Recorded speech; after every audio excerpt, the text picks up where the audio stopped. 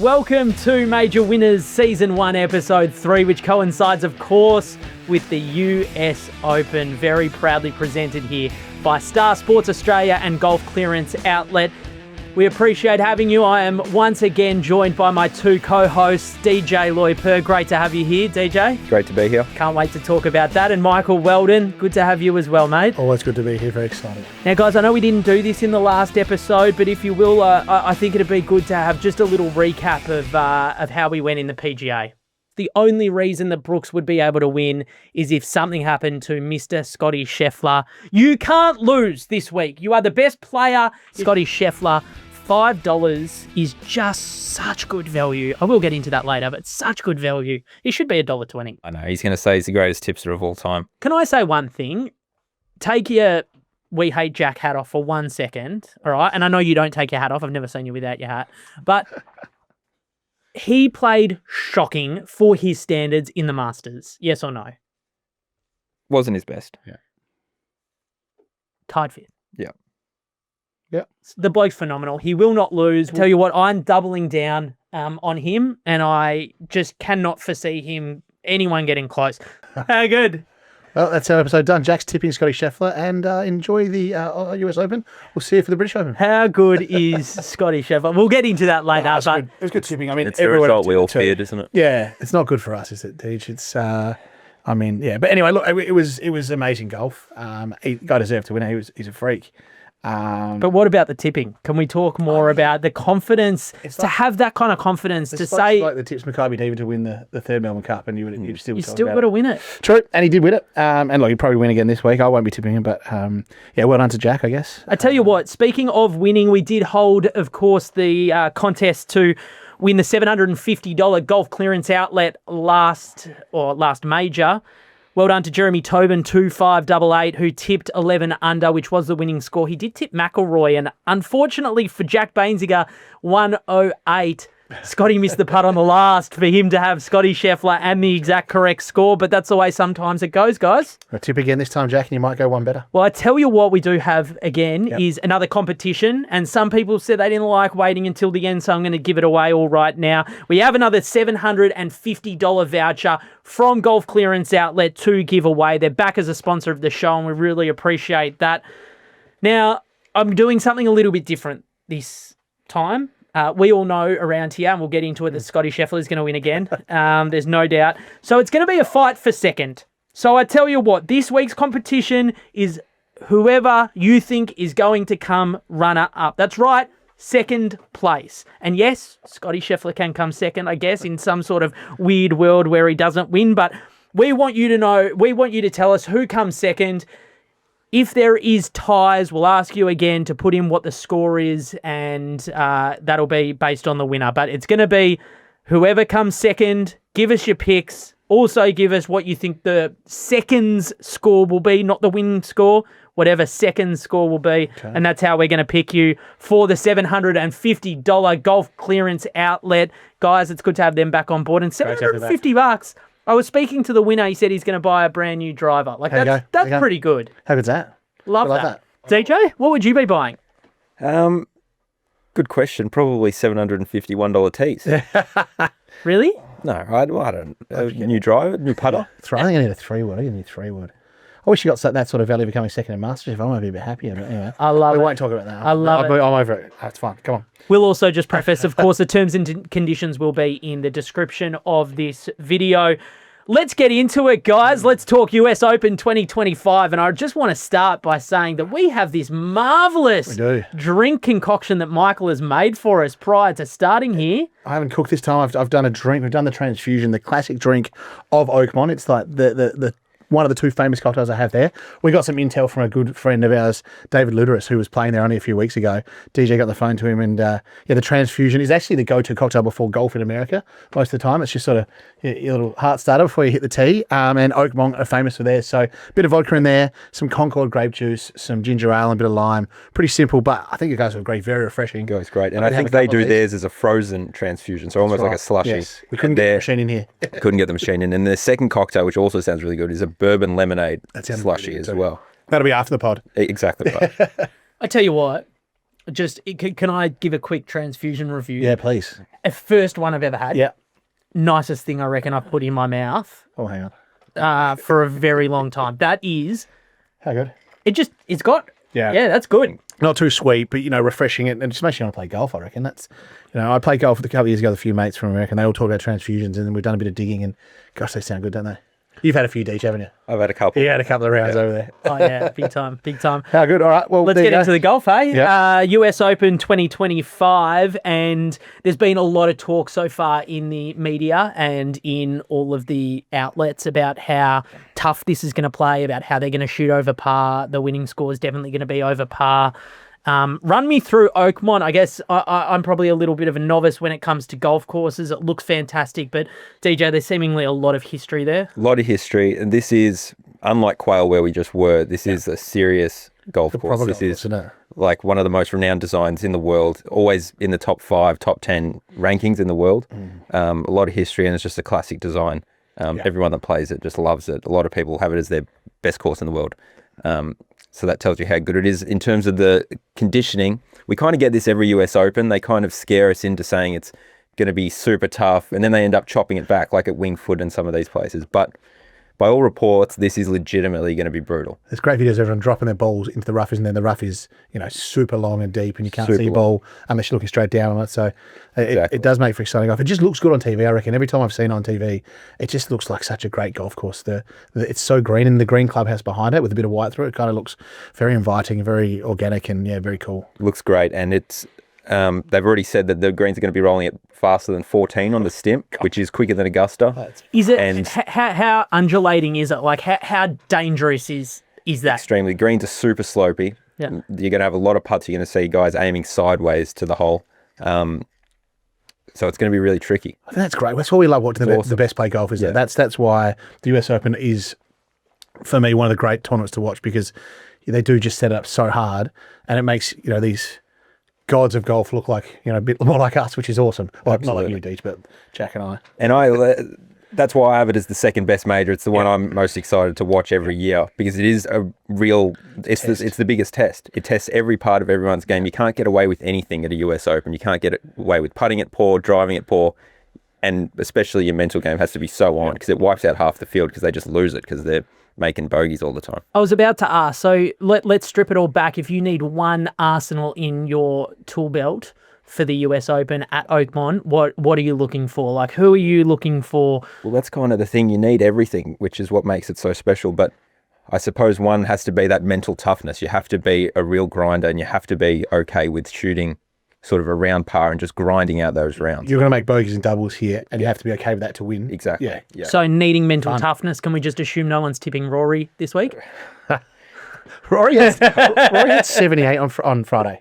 He shot 71, 78. No, he played in Canada. Oh, right. And he missed the cut. No one's talked about it. I wonder whether that's just Rory going, I can't be bothered. Because I think he played a practice round with Adam Scott at the start of the week. They went and played in Canada, played 2 rounds, but had a 78, which is, for Rory, not his best. Well, there's a couple of things. I don't know if you saw what happened with the driver, which is why he's been so pissed off. So he broke his driver in that tournament a few weeks ago, and Scotty Scheffler broke his as well.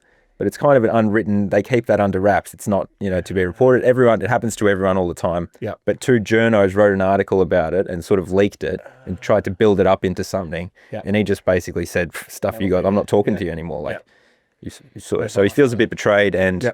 And then the second part is, he's achieved that goal that he set out, lifelong. And there always is guys that achieve that. There's a little flat spot after that. Yeah. Like you look at Jason Day, he got to number 1 in the world, won the major, and then he just plateaued for a bit. Got vertigo. So, exactly. Let's get on to Oakmont. Obviously, a lot of people have said how hard it is. What are some of the key holes that we'll be looking at? Like if we're betting live somewhere, what's a hole that someone's going to walk up to and go, oh shit, this isn't a guaranteed even bogey maybe?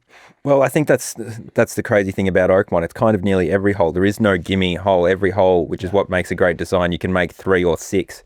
I love it. There's a 280 yard or 260 odd meter par 3. Par 3, like I'm teeing up driver, so are you. Deej, you're hitting a 7-9 in there, but we're hitting driver. Yeah. I mean, it's madness, and it's not easy. And then they've got a 312 yard par 4 too that people can go at. But I like the name of the bunker, and that's the 17th. The bunker's called the Big Mouth Bunker, named after Jack Johnstone. And that, you know, that bunker makes driver almost impossible. But there may be, I like this because there may be a moment in the tournament, especially on Sunday, where someone might need to take driver and try and make that eagle on the 312-yard hole, which makes it really exciting. But that still plays just under par. It plays at like 3.89. Exactly. Index. So it's like, even that's a hard hole. And I remember Dustin in 16, he laid up there 3 out of the 4 days, where a lot of guys went for it. So that's a great risk reward situation. So, but the other thing with the course is it's very up and down. So you get a lot of tee shots that are hitting downhill, and then it'll come back uphill, which makes it even more important if you're in the rough. Hitting it to an elevated green makes it so much harder to pull it up, to get the right number and to get it, you know, in a scoring position. So we've heard about the rough and whether they then pull it back or not. What DJ, just as a golf pro, what are some tips for the listeners if you're playing in a deep rough or you've got a shocking lie in a rough? Let's say it's not a fly lie where it's kind of sitting up. What's a couple of things that you can do to kind of better your chances at hitting it cleanly? Sure. The main thing that I see most amateur guys get wrong is they're not really aware of their ability. They try and bite too much off out of the rough. So the first thing you got to do is take a little less club than you think and just play conservative. Take a big number out of it. So take 6 or 7 out of it. Just try and get it to the front of the green. Then 2-putt, 3-putt, get out of there with a par or a bogey. Is there anything to do with how steep you come into the ball with thick rough? You can try and chop down on it a little bit, open the club face a bit, but it's mainly on not trying to bite off too much, not using a 4-iron, 5-iron. The best players in the world hitting wedges out of these things. That means you're not hitting hybrid out of it. Yeah, totally understand. But so would you say people that might be 6'3" and above are somewhat advantaged by the rough that's played by today? Well, I know where you're going with this, but that actually, there's something in that, but it's more about the vertical angle of your swing rather than the guys that are quite shallow. But go on. I like it. I tell you what, guys, we've heard enough about, of course, the interesting side of the course, but let's get to the punting and the tipping, of course. We want to start by going through the top 10 favourites of the field. Rather than go through them one by one, which we've kind of done the last 2 episodes, guys, is there anyone that you want to talk about? I will just want to preface one thing. And start by this. I know we're going to talk about Scotty Scheffler, just maybe not as much as I'd like to, but Star Sports have gone up and said, we're taking him on. Okay. They've gone, we are taking him on, Jack. You guys have no idea what you're talking about. No one really likes listening to your Scotty Love bandwagon, and they haven't for the last 2 episodes. So they're currently best in market on price. They've got him at $4. And I tell you what, I think that they're going to really take him on if you want to go and have a look at the Star Sports Australia website. Okay. But is there anyone you want to talk about in that kind of top 10? You know, we've got your Scotties, Rory, Bryson, Rahm, Ludwig. Like, is there anyone that you really want to mention? I mean, I think we've covered Rory. I think he's going to have a little plateau for a little while. Bryson, I think, is going to struggle because I think the rough is at that tipping point where it's not going to suit the guys just bombing it all over the place. Rahm's been playing okay. Ludwig played really well last week. Morikawa, who we don't like talking about, might be going okay. Boring. Boring. Justin Thomas has also been playing really well. Yep. So the course, essentially, from a betting perspective, is going to suit the guys that can get it out there a little bit, but are also pretty straight. Yeah. So the general theory, you don't want to back guys. It's a misconception. You don't want to back guys that hit it short and straight on a tight course. Yeah. Because when the fairways are brought in, kind of even they miss fairways. Yeah. So you want guys that are straightish, but also get it right down there. Mm-hmm. 3-putt avoidance is going to be crucial this week as well, and Justin Thomas ranks really highly for that, and so does Scotty Scheffler. Mike, what about you in that kind of top 10 realm? Is there anyone you want to mention? I mean, it'd be mad not to have a look at Scotty, but I think because you just talk about him so much, I'll look at a few others. But I like John Rahm. I think he kind of found something a bit at Quail Hollow. Talk about someone without any mental fortitude whatsoever. He's back 9. He went $600 million. He doesn't care. Then why are you tipping him? Because I don't disagree with that. I think because these guys come and want to play this, but no, he did. But I mean, everyone struggled apart from Scotty on the back 9. I like Ludwig. I think he's going to win one sooner rather than later. And then we don't talk about him, but I think Morikawa, you know, he's starting to hit the ball well. The one we never talk about, no one talks about, can't be bothered talking about him. Patrick Cantlay, I'm going to stop you there. Yeah. I'm going to stop you there because I actually would like to talk about him. Now, what people don't realise is DJ and I have known each other for a long time. Yeah. And DJ, I just want to bring up a bet that we might have had on the 14th hole of Kingston Heath one day where you told me Patrick Cantlay was going to be the number one in the world. That's right. I'm just checking he still hasn't hit that yet. He hasn't. I don't know what our expiry on that bet was, but I think he's still got a few years left to get there. I'll give you as long as you want. I'll give you as long as you want until he hits the seniors tour. But he won't be winning. I'll say that for everyone. I don't think anyone wants him to win, do they? It'd be the most boring steps. It'd be more boring than Scotty. Lucky Scotty can play well on the course because he's very boring off it. That is so not boring. true. He's so boring. Scotty Scheffler, come on. How many players have been in jail? Name them. DJ, how many players have been in jail? But he was boring about that as well. Oh, come on. Like he's kind of let it happen. He's like, yeah, whatever, I'll go and shoot 500 afterwards. That's cool. Nah, it's not. He's boring, but he wins well. But, you hear him speaking, it's like, right, great. No worries. Like the one thing I would say going against Scotty this week is the US Open, it can so quickly get out of hand, even if you're him. Yeah. And what he does so brilliantly, every golfer's got 2 bad hours in a tournament. He just weathers that and still gets away with even par. But here, he could easily go 4 or 5 over quick, and all of a sudden you're out of it. It's not a tournament where you can come from behind. You need to start off really solid early and then just kind of hang on. Are people making snowmen out? The people out making 8s and 9s out of 10s out there? Yeah. Yeah. So it's kind of a nervous betting week, but luckily we're the best in the business. So we'll find the winners. Yeah. Cool. I love that. I love that confidence from you as well.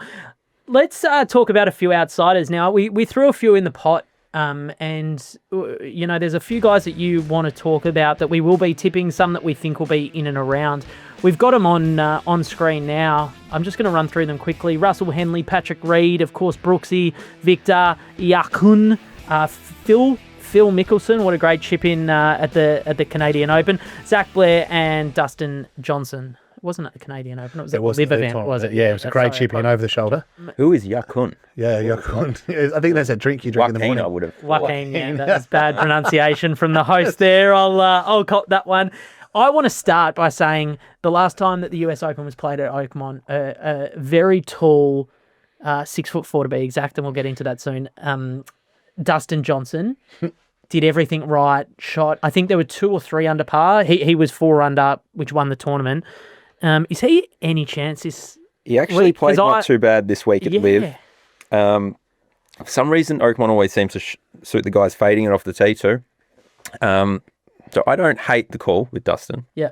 I'm the biggest fan, so I would love to see him get another one. Why are you such a fan?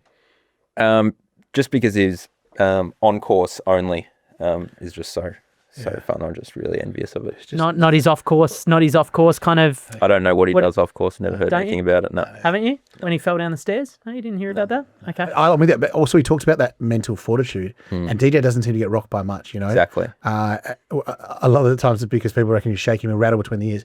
But I think he doesn't let a bad couple of holes get him down, and I think that's probably why he did well here last time. And so I could see him bouncing back here and actually having a good round at a major. Yeah. And you'd love to see it, right? Golf's better with DJ playing well. Both DJs, you and exactly right, and Dustin. Yeah. But yeah, I'd love to see that. I like me. I like a fairy tale. Yeah. I love Phil Mickelson winning it. He came out and pretty much said to the media, this is probably his last shot. Not officially. This is the last shot to win the US Open. I mean, that's got to be the Cinderella bet for the week. I think so. You know me. He would be at enormous odds to win this. He is at $101. Buck and one. Star Sports Australia. Well, that's our Cinderella bet. Is that our $200? No. 6 seconds. 6 seconds in the US Yeah, Open. incredible. And he actually came, was it 2nd or 3rd last night at Live? So he's found something. Yeah. I mean, if he gets it done, Oakmont will explode if he wins the US Open. The world might explode. Yeah. Look, I don't mind that bet whatsoever as well. Speaking just before we move on of the Cinderella bet, our original Cinderella bet, Angel Cabrera. Yeah. Not since Mike Tyson came back from a stint in jail has there been a better jail comeback. Great reset. He's come out of jail, won 2 majors in a row on the Seniors Tour, and he's like 60, so he's... Yeah. He won it here. Exactly. Normally Seniors Tour guys have to win when they're straight out there. He won it here in the 2000s, He won it here and won it here 2007 and beat Tiger down the stretch as well, which very few have done. So, and again, his putting, if they're rolling at 14 and plus, he'd be one of the better putters and that sort of stuff due to his practice the last few years.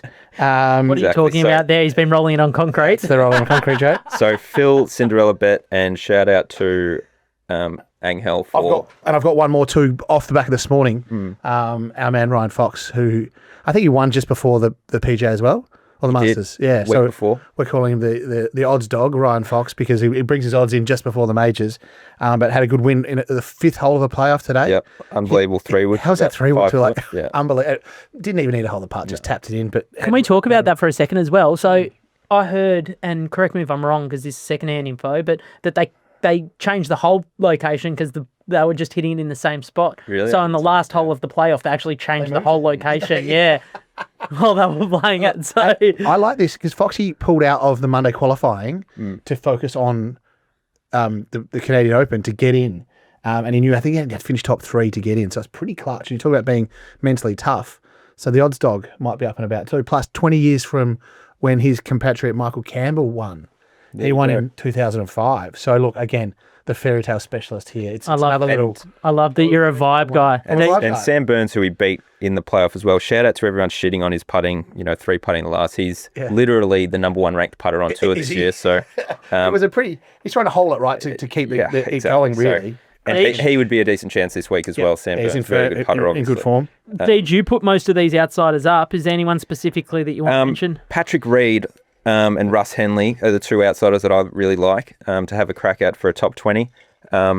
Both playing really well. Russell Henley especially, he's just like a US Open specialist. Always plays well, loves the grind. So does Patrick Reed. Unbelievable putter. So they're the 2 outsiders I really like this week. Fair enough. Guys, we love talking about the Aussies as we always do. I guess Ryan Fox, are we talking Australasia? Because I don't think he was actually meant to be in the US Open until he won. Qualified today. Yeah, he qualified. Chuck the odds dog in there for sure. We're recording this on Monday, obviously, but we're going to have Cam Davis, Jason Day, Minwoo Lee, Adam Scott, Cam Smith, Mark Leishman. Boys, who are we tipping there? I'm going Leishman, getting through on the Monday qualifying. Just trending a little bit. It's a nice story. He doesn't doesn't get to play as many majors as he used to. So I reckon he's in for a good week, and he'd be at a little bit of value there too. Yeah, unfortunately, he is 6'2", which is underneath the 6'3" barometer, mate. Tipping him. Adam Scott? So I'm gonna don't know, but Cam Davis is the tallest of the Aussies. So I'm gonna go Cam Davis at 6'3" or 6'4" actually. Sorry, so I'll be tipping Cam. I heard a bit of inside info off of. I think I sent you the link on Instagram that Scotty played there last Monday and shot 3 under for the front 9, and Rory shot 3 over. They play in the same group. So off the back of that, I'm going with Scotty. That's it. That's just pure. That's my. He trialled well. And plus we love Scotty, and he hasn't done amazing in a major for a little bit, so it's time for him to. And he played really solid there in 2016 as well. So that's also part of my research that I was going to mention. But he got in there. DJ got in there early. Sorry, Mackwell. What I do, mate. I tell you what, I wasn't doing in 2016 was watching golf tournaments on a Monday morning. Oh, I would have been. Would have you? Yeah. Fair enough. Probably. All right, boys. This is the part everyone's been waiting for. Of course, I've been waiting for everything. Thanks to Star Sports Australia and Golf Clearance Outlet for getting on board. Let's give our final tips for the 2025 US Open. And Michael, I'm going to throw to you first. I'm going to go for our boy Ludwig Aberg, who you had one of your bets and did quite well at the Masters. He did. I just think it's his time to shine. He hits the ball well, played well the other week. And I also like Shane Lowry, had a bit of a go at Quail Hollow and was around the mark for a bit. Him to win and top 10. My other top 10, we did a little chat in our pre-meet. We want to do a top 10 that would be paying double-figure odds. So we all had to pick a wide top 10. And for that, I'm going to go Zach Blair, the Tree Farm. I just love Zach Blair's vibe. I pick on vibe mainly and a bit of fairy tale. But I also think he's got that bit of dog about him and that bit of that he doesn't mind a bit of tussle. I feel like he's going to go that if he does have a couple of bad holes, he just bounce back. And I also like him out of the rough because he's a bit shorter, a bit close to the ground. I would say out of everyone in the field, you looked closest to Zach. That was the other thing. I don't know if we could get like a split photo next to Weldon. If he wins, we'll get one up. Okay. But I just think maybe I'm going opposite to your theory. If he's lower to the ground, he might be better out popping it out of that thick rough around the greens. It's just such a bad theory. And as I mentioned, top Aussie Adam Scott. So just want to let you know, Blair, $51 at the moment for top 10. So to say that's value, that is. Put your house on it. That's about 15 Scotty Scheffler wins. Yeah. DJ, what about you? Who are we going for? I'm going Shane Lowry as well. I love him. US Open, I mean, it's a bit like a greyhound race. You got to come out of the blocks early. And he does. He loves a quick start. and he played awesome here. He actually kind of butchered this late in 2016 to give it to Dustin Johnson. People forget that. Yep. And he's been playing awesome lately. So Shane Lowry, top 10 and win. I'm going with Scheffler as well, even though it's like the odds are so low. Jack's boy. Hang on a second. Oh, here we go. So for 3 consecutive episodes, you have shit canned me for tipping. Oh, don't tip the favourite. Oh no, you can't tip favourites. In our group WhatsApp text, you have been absolutely murdering me. Oh, well done, you tipped the favourite. Well, I'm having a saver on him. How about that? Oh, well, Group. What's that? No, I haven't. Must be For the viewers at group, home. he's in it by himself. For the viewers at home, I just want to run through how important this is. DJ hates both me and Scotty Scheffler. Like, hates, I use lightly. For him to tip him pretty much means he's guaranteed the win. Like, that you think that there's no one that could get close. For you to say that out loud in a public forum. I mean, barring an incident, I mean, it is really hard to see him not winning. But I mean, he is paying under $4, which is just... No, he's paying $4. He's paying $4 on the... Star Sports Australia have gone up high price at $4. I can tell you then that is value because everyone else has got him under 4s. So back him at 4s until your nose starts bleeding. Love that. Of course, responsibly. Yeah. So those 2 for me and Patrick Reed, top 10. Ooh. I really like. And our 200 unit play for this week, we're 1-1. We are. Xander, I don't know what happened. He must have had a bad curry or something the night before. 200 unit play, we're going Joaquin Neiman for top 20. Joaquin Neiman top 20. Just won on the live, loves the US Open. And you're going to get him somewhere in the mid $2 for a top 20, which is... That's very good. Free. Very good. Adore that. And guys, as mentioned, of course, I'm only tipping on height, and our man Scotty Scheffler's the barometer, 6'3". Oh, perfect. He's 6'3" on the dot. So I'll only be tipping 6'3" and above. Of course... I can't not do it. He's the greatest, and he's going to win everyone so much money if you just keep backing him. This is like jumping on Tiger Woods when he was 14 years old and going, this guy's going to win this many majors, and just backing him every single time that he went out there. You would make so much. You're going to do it again with Scotty Scheffler. Not only is he going to win, he's going to put so much of a distance. It's going to be like Winks-esque for those that follow the horse racing. So Scotty Scheffler to win. He's going to be the only one under par is what I believe. Oh, wow. I do have to have a couple of others. Just once again, 6'4". There's a couple of guys at 6'4". They're DJ, who has won at Oakmont 2016, paying 81 and 13 for the top 10. And of course, Cam Davis, just to have a little speckle on him. Jeez, boys, it'll be tough if all the 6'3s and above do well this week. Oh, I love it. Yeah, I'm looking forward to that. I've always wanted to be. You go on a vibe. I'm a vibe guy. I'm the same. I'm 5. I have to say. 5'3", yeah. No, I was going to say I'm 5'6.5". I have to say I'm like a half. Yeah. That's because this thing you've got going on with your hair, I